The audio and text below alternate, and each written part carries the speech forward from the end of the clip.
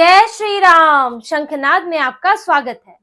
महाराष्ट्र में नामांकन वापसी के लिए सिर्फ एक दिन बचा है, लेकिन महाविकास अघाड़ी में कुछ सीटों को लेकर अभी तक समझौता नहीं हो पाया है। जिन सीटों पर तीनों ही दल आपस में लड़ रहे हैं, उन सीटों से कोई भी पीछे हटने को तैयार नहीं है। ऐसी 7 सीटें हैं, जिनमें से 4 सीटों पर कांग्रेस और शिवसेना यूबीटी की सीधे सीधे लड़ाई है। एक सीट पंढरपुर पर कांग्रेस और एनसीपी के बीच लड़ाई है, और संगोला की जो सीट है उसमें एनसीपी और शिवसेना यूबीटी के बीच दोनों ने अपने उम्मीदवार वहां से उतारे हैं। इसके अलावा जो सीटें हैं वो है मिराज है, साउथ सोलापुर है, धारावी है, दिग्रस है, परांदा है।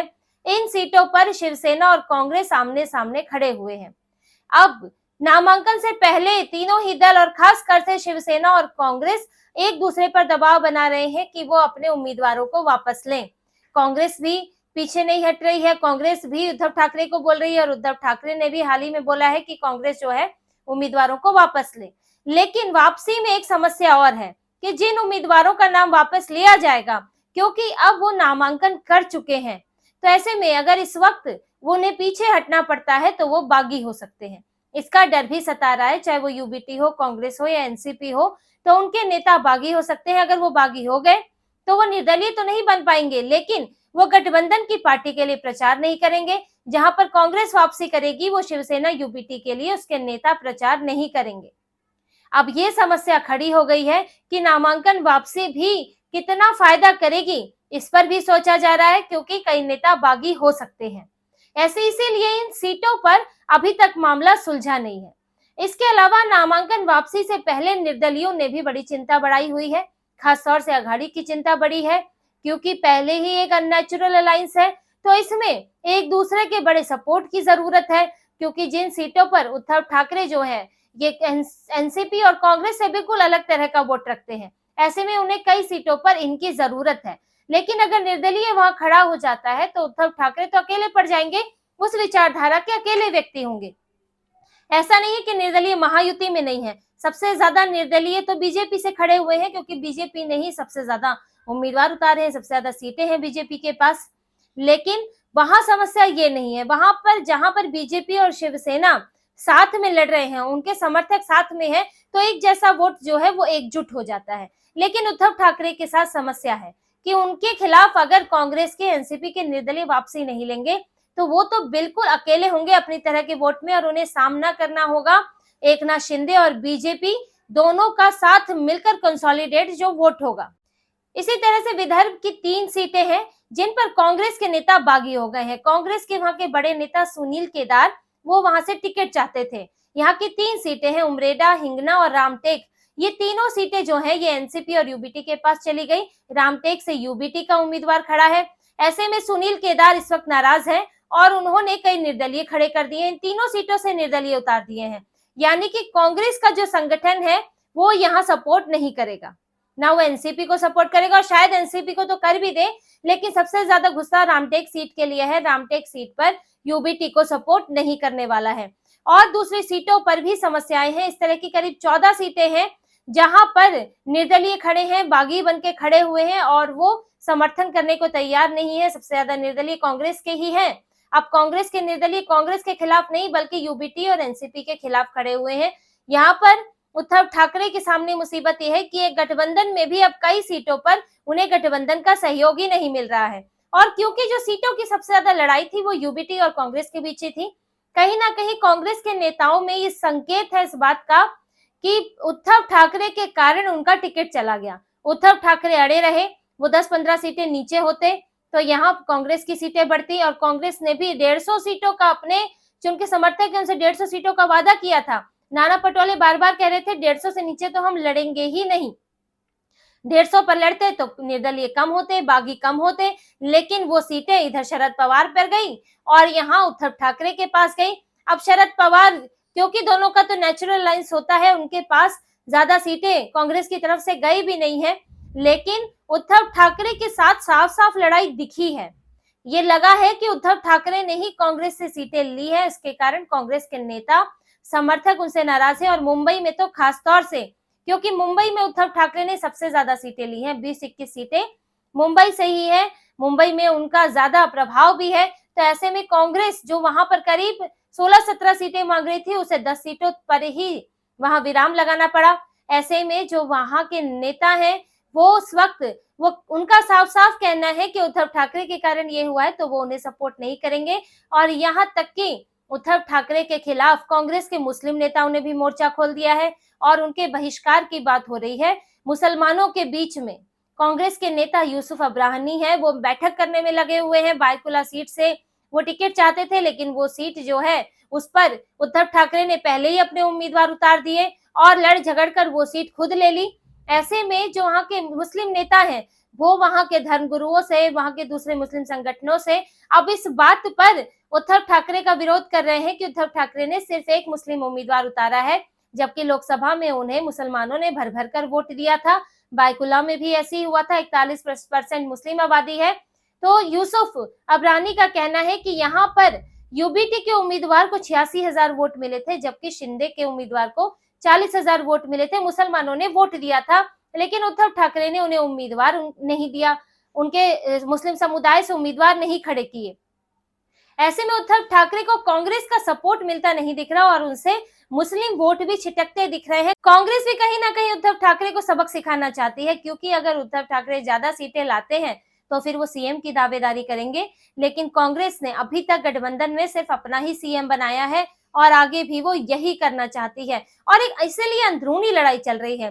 देखिए, महायुति और अघाड़ी में जो निर्दलीय खड़े हैं, जो इनकी जो फ्रेंडली फाइट है, हालांकि जो फ्रेंडली नहीं होती है उसमें उसका मतलब होता है कि गठबंधन की पार्टियां ही आपस में एक दूसरे के खिलाफ लड़ रही है। ये वर्स्ट फाइट होती है एक तरह से।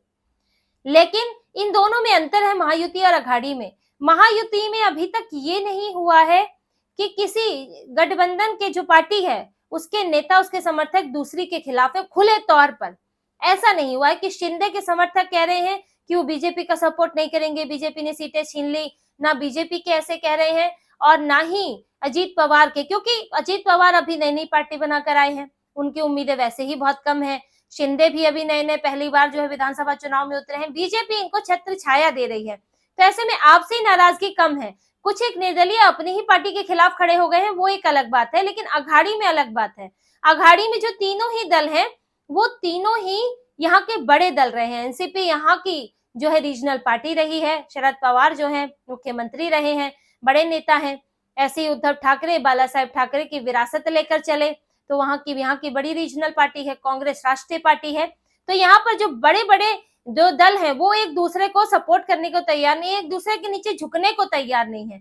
ऐसे में उनके नेताओं के बीच में अब ये जो ग्राउंड पर अब ये झगड़ा पहुंच गया है। इसके अलावा नामांकन से पहले कई सीटों पर भी मामला फंसा हुआ है और राज ठाकरे ने भी उद्धव ठाकरे की टेंशन बढ़ाई हुई है।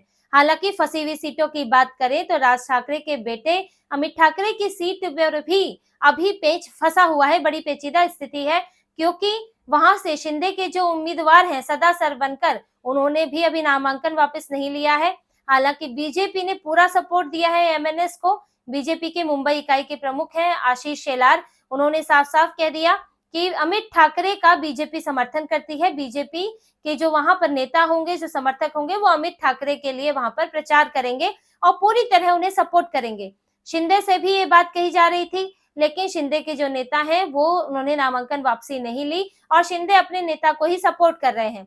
और वहीं से यूबीटी ने भी उम्मीदवार उतारा हुआ है। तो यहाँ पर यूबीटी के उम्मीदवार महेश सावंत के लिए थोड़ी मुश्किल हो सकती है, क्योंकि शिवसेना ही दो अलग हुई है और जो यहाँ पर एकनाथ शिंदे के उम्मीदवार हैं वो कहीं ना कहीं महेश सावंत का वोट काटेंगे। महेश सावंत जो है वो शिंदे के उम्मीदवार का वोट काटेंगे, क्योंकि दोनों शिवसेना का वोट जो है वो एक जैसा रहा है और इसका फायदा अमित ठाकरे को मिल भी सकता है, क्योंकि बीजेपी का जो संगठन है वो अमित ठाकरे को समर्थन कर रहा है। और इसके अलावा यहाँ पर जो है एमएनएस भी मजबूत मानी जाती है। हालांकि पिछली बार यहाँ से जब एकजुट शिवसेना थी तब यहाँ से सदा सरवनकर जीते थे, तो वो एक बार यहाँ पर उनके खिलाफ कुछ एंटी इनकम्बेंसी भी है और पूरी शिवसेना का सपोर्ट भी नहीं है। तो ऐसे में अमित ठाकरे की सीट पेचीदा तो है, लेकिन उनके चांस ऐसा भी नहीं है कि बहुत कम है।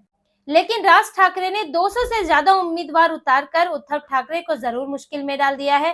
वो राज ठाकरे, एमएनएस और बीजेपी का आपसी सहयोग जो है वो तो सबके सामने है। राज ठाकरे कह चुके हैं वो महायुति को समर्थन दे रहे हैं। तो ऐसे में राज ठाकरे किसके लिए मुश्किल बनेंगे? वो है उद्धव ठाकरे, क्योंकि दोनों के ही मराठी वोट हैं, दोनों मराठी वोटों पर नजर रखते हैं। और जो राज ठाकरे हैं वो खासकर उन सीटों पर उन्होंने उम्मीदवार उतारे हैं जहां पर यूबीटी ने उम्मीदवार उतारे हैं। जैसे जोगेश्वरी ईस्ट सीट है, यहाँ पर एमएनएस ने भी उम्मीदवार उतारा है और इसका नुकसान जो है वो यूबीटी को हो सकता है। इसके अलावा नागपुर साउथ की सीट है जो बीजेपी का गढ़ माना जाता है, यहाँ से भी यूबीटी उम्मीदवार है, लेकिन एमएनएस ने भी यहाँ से उम्मीदवार उतारा है। तो इस यहाँ पर जो नुकसान होगा एमएनएस के आने से वो टारगेट किया गया है उद्धव ठाकरे को। तो राज ठाकरे भी उद्धव ठाकरे के लिए मुसीबत बने हैं और खास तौर से उनके बेटे की सीट वर्ली सीट पर, जहां पर राज ठाकरे माने नहीं। उनसे बातचीत की थी, उद्धव ठाकरे ने मनाने की कोशिश की थी, लेकिन राज ठाकरे नहीं माने और उन्होंने पहले ही अपने यहाँ उम्मीदवार घोषित कर दिया संदीप देशपांडे। और फिर रही सही कसर शिंदे ने पूरी कर दी। शिवसेना शिंदे के उम्मीदवार मिलिंद देवड़ा यहाँ से उतरे हैं, जो कि कांग्रेस के पूर्व नेता रहे हैं, सांसद हैं और यहाँ पर यहाँ से मुंबई से कांग्रेस के जो है अध्यक्ष भी रहे हैं। तो उनके पिता भी यहाँ पर मेयर रहे थे। तो वर्ली सीट जो है इस पर मामला बड़ा ही मुश्किल हो गया है, माहिम सीट से भी कहीं ज्यादा। और क्योंकि आदित्य ठाकरे वहां पहले ही विधायक रहे हैं तो कुछ एंटी इनकम्बेंसी हो सकती है। वो सेलिब्रिटी कैंडिडेट है तो इसको लेकर भी लोगों के बीच में संशय है। तो इस वक्त वर्ली सीट भी उद्धव ठाकरे के लिए बहुत बड़ी टेंशन बनी हुई है। वो अपनी पार्टी के दूसरे नेताओं को देखे कि अपने बेटे को देखे, अब उनके लिए बड़ी मुश्किल है, क्योंकि बेटे की सीट बचाना तो नाक बचाना है। भले ही कोई दूसरी सीट आए ना आए, लेकिन कम से कम बेटे की सीट तो आए। तो यहाँ पर वर्ली सीट पर आदित्य ठाकरे को घेरा जा चुका है और ये जो घेरेबंदी हुई है एमएनएस और एकनाथ शिंदे ने मिलकर की है, जिसका नुकसान तो वर्ली में आदित्य ठाकरे को होता दिख रहा है। इसी तरह मुस्लिम वोटों में भी सेंध लगाने की कोशिश महायुति ने की है। जो मानखुर्द शिवाजी नगर सीट है वहां से अजीत पवार ने नवाब मलिक को टिकट दिया है। अब भले ही बीजेपी जो है वहां पर बार बार बोल रही है कि वो नवाब मलिक का समर्थन नहीं करेगी, भले उनकी बेटी का समर्थन करेगी, अजीत पवार को उनको टिकट वापस लेना चाहिए। लेकिन देखिए ये भी एक सोची समझी रणनीति के तहत है, क्योंकि ये जो सीट है इसमें मुसलमानों की संख्या ठीक ठाक है। अब यहाँ से अबू आजमी भी चुनाव लड़ रहे हैं, तो ऐसे में यहाँ पर मुस्लिम वोट मायने रखता है। तो इसलिए नवाब मलिक का उतरना मुस्लिम वोटों में बंटवारा करेगा, क्योंकि नवाब मलिक जो है वो एक बड़े नेता रहे हैं, मुस्लिम नेता है। बीजेपी उनके समर्थन में नहीं दिखना चाहती है, क्योंकि इससे होगा ये कि वोट बटेगा, मुसलमान जो है पूरे के पूरे जो है वो दूसरी तरफ चले जाएंगे, वो यहाँ अबू आजमी की तरफ जा सकते हैं, यूबीटी की तरफ जा सकते हैं। इसीलिए बीजेपी नवाब मलिक का पुरजोर विरोध कर रही है और एनसीपी अजीत पवार से उन्हें टिकट मिला हुआ है, जिसके कारण ये मानखुर्द शिवाजी नगर सीट पर एक खास रणनीति यहाँ पर बनाई गई है, ताकि सीट पर नवाब मलिक के जरिए समीकरणों को बदला जा सके। तो अब ये पूरा का पूरा जो इस वक्त माहौल दिख रहा है, जो स्थितियां दिख रही हैं, वो नामांकन से पहले लगता नहीं है कि इनका मामला सुलझेगा और इसी तरह से ये सो कॉल्ड फ्रेंडली फाइट करते हुए नजर आएंगे और एक दूसरे के खिलाफ इनके समर्थक जो नाराज है, निराश है, एक दूसरे के खिलाफ ही प्रचार करते दिखेंगे। तो ये महाविकास अघाड़ी के लिए जहां लोकसभा में इनको बढ़त मिली थी, बड़ी खुशी का माहौल था, वहीं इनके आपसी झगड़े, आपसी लालच के कारण जो है विधानसभा में इनके हाथ से वो बढ़त निकलती हुई दिख रही है। तो इसी तरह की और खबरें और विश्लेषण आपके लिए लाते रहेंगे। हमसे जुड़े रहिए, सब्सक्राइब कीजिए, कमेंट कीजिए। बहुत बहुत धन्यवाद। जय श्री राम।